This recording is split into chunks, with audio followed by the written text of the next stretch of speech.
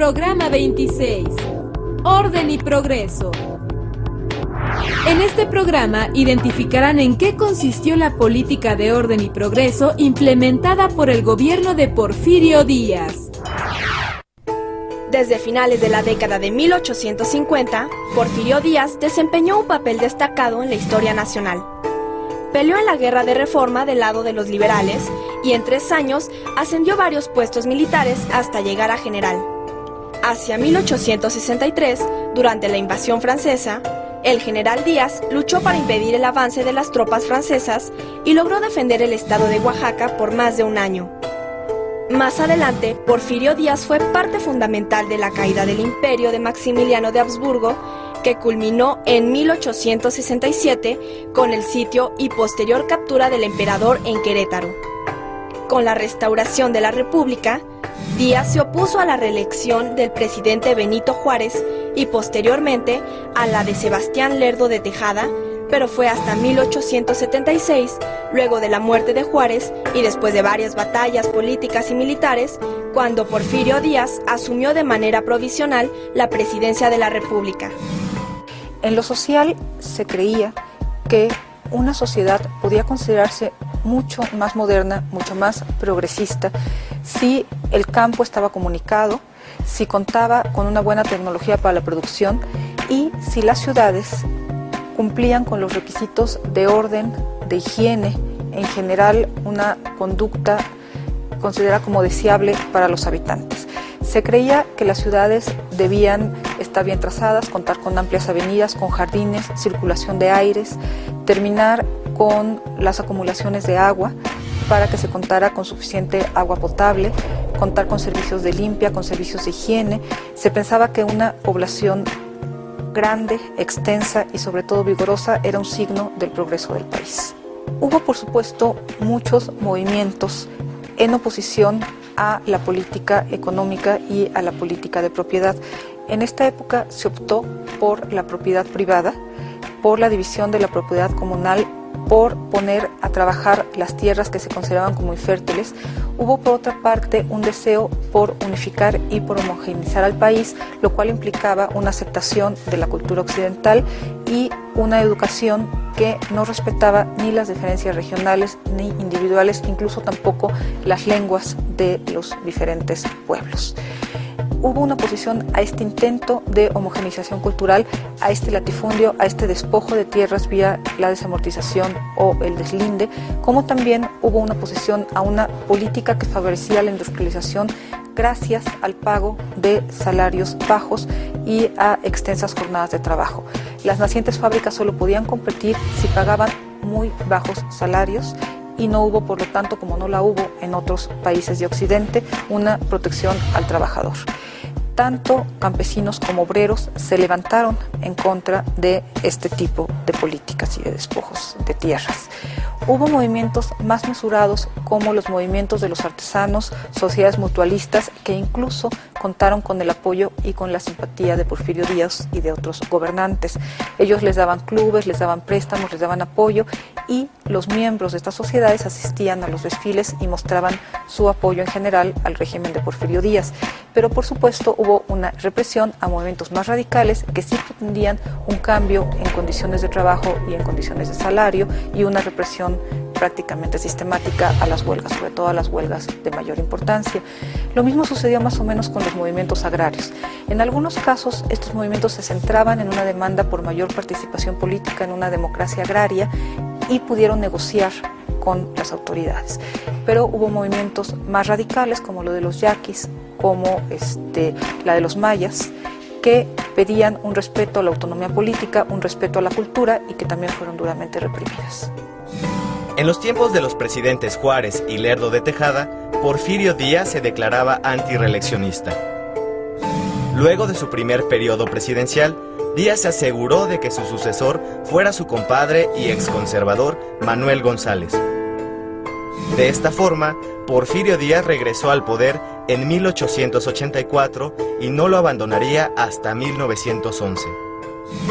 Para que el general pudiera reelegirse en 1888, sus aliados en las gubernaturas y el Congreso propusieron en 1887 una reforma constitucional, la cual fue aprobada y en consecuencia Díaz fue reelecto. Una vez reelecto, el presidente se encargó de modificar el texto constitucional paulatinamente. De esta manera, quedó como el original promulgado en 1857, en el que no había restricciones para la reelección presidencial. Bueno, creo que hay muchas consecuencias que pueden considerarse como positivas. Hubo un desarrollo económico desigual, pero finalmente lo hubo. Hubo un desarrollo de espacios, hubo adelantos en la medicina, hubo reducción de índices de mortalidad, hubo campañas de vacunación, hubo campañas por la educación, se crearon muchísimas escuelas, se multiplicó de hecho el número de escuelas, se redujo el índice de analfabetismo, pero aquí el asunto es el problema al que me refería inicialmente. Finalmente hay una apuesta por la unificación con un sacrificio de la pluralidad o de ciertas culturas que no se consideraban como propias de este gran proyecto cultural, y por supuesto además que en todos estos casos hubo solamente un desarrollo regional, donde las que se vieron beneficiadas fueron las regiones más prósperas económicamente y quedaron al margen los estados de población indígena mayoritariamente con menos recursos económicos. En estos estados las epidemias seguían, no hay educación, los índices de analfabetismo son mucho más altos. Entonces es un proyecto que tiene aspectos positivos con aspectos negativos, pero además hay que recordar que aún en sus aspectos positivos no se produjo un desarrollo igual a lo largo del país, o fue un proyecto que no benefició por igual ni a todos los sectores ni a todas las regiones. Incluso un proyecto que podría decir beneficiaba más a los grupos más privilegiados. Durante su estadía en el poder, Porfirio Díaz se aseguró de que sus allegados, colaboradores y ministros fueran de su total confianza para que lo apoyaran incondicionalmente. De esta forma, algunos ministros llegaron a ocupar su cargo hasta por 20 años.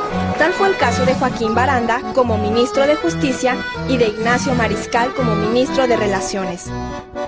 Otros casos fueron los de Matías Romero, quien estuvo 18 años en Hacienda y luego como representante de México en los Estados Unidos de América hasta su muerte. Justo Sierra fue subsecretario de Justicia y posteriormente ministro de Instrucción Pública por más de 20 años. Por otra parte, Díaz manejaba y manipulaba tan hábilmente la política que logró que solo y condicionales suyos ocuparan las gubernaturas estatales. Algo similar ocurría en el Congreso, donde sus representantes manejaban la agenda, las votaciones y las decisiones. Fue así como Díaz y sus colaboradores fueron envejeciendo junto con la dictadura. Bueno, lo primero que habrá que decir es que no podemos pensar en una política implementada por Díaz y una sociedad ajena. Finalmente Díaz es parte de la sociedad y Díaz tiene un grupo que es parte de la sociedad. Entonces podríamos hablar de un sector de la sociedad que introdujo la política de Díaz, que la apoyó, que estuvo de acuerdo con ella. Tenemos a profesionistas, tenemos a élites intelectuales, tenemos a élites culturales, todas ellas inmersas en la misma apuesta. Los médicos proponían campañas por los avances de la higiene y la vacunación. En ese momento obtenían que su propuesta fuera legislada y obtenían, por ejemplo, apoyo económico para sus campañas. Entonces, en realidad no tenemos un presidente y una sociedad, tenemos un sector. Bueno, hay un sector que realmente se comprometió con todo esto, que se empeñó en la modernización y en el progreso. Y tenemos después diferentes posibilidades, diferentes alcances y diferentes reacciones. Tenemos sectores medios, algunos entusiastas con algunas de las propuestas, con otras no.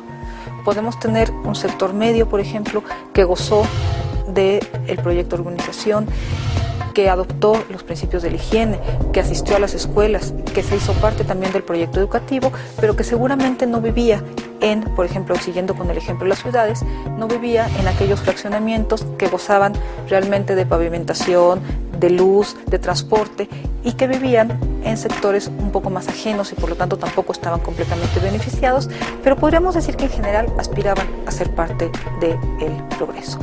Y después tenemos a sectores populares, en algunas regiones completamente ajenos a este proyecto, incluso en desacuerdo a veces con este proyecto, o incluso que no fueron beneficiados o que no conocieron las ventajas.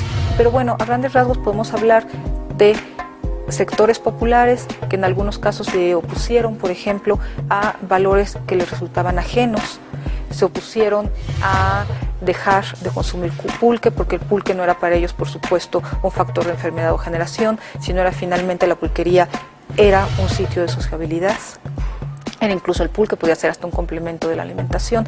Entonces podemos tener un proyecto con valores tomados de un grupo que podrían resultar ajenos a otro grupo, con un simple desconocimiento, en algunas ocasiones con rechazo, con estrategias de rechazo, con desobediencia, o podríamos llegar a una oposición mucho más violenta cuando se trata, por ejemplo, como decía, de despojo de tierras o de una educación que tomaba como lengua obligatoria el español.